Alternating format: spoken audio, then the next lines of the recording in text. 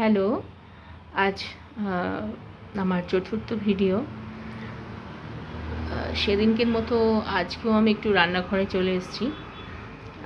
আজকেও আমি একটু মেয়ের জন্য চিকেন করব, তো তার জন্য আমি এগুলো কেটে রেখেছি। একটু স্পেশাল অন্যরকম হচ্ছে ব্যাপারটা, যে কোনো দিনও কখনো বিনস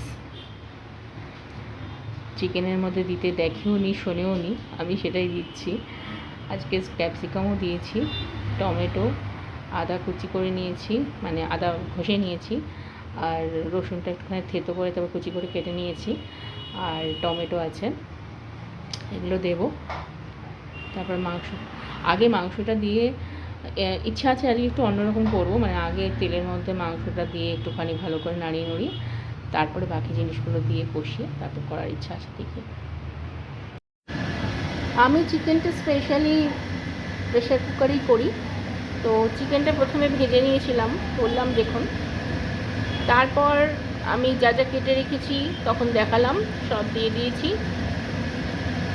এবার আস্তে আস্তে এটা কষবে, একটু মিডিয়াম আঁচে দিয়ে দিয়েছি, ভালো করে কষাতে হবে এটা, কষিয়ে কষিয়ে কষিয়ে কষিয়ে তারপরে আমি একটু জল দিয়ে, সামান্য জল দেবো, বেশি জল দেবো না, দিয়ে তারপরে আমি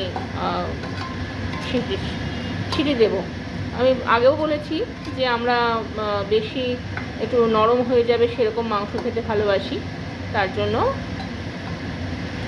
আমি মোটামুটি দুটো সিটি দিই, দেওয়ার পরে আবার বসিয়ে রেখে দিই, তাহলে ওই শিশি করতে থাকে, ততক্ষণে একটু হয়ে যায়, এই আর কি।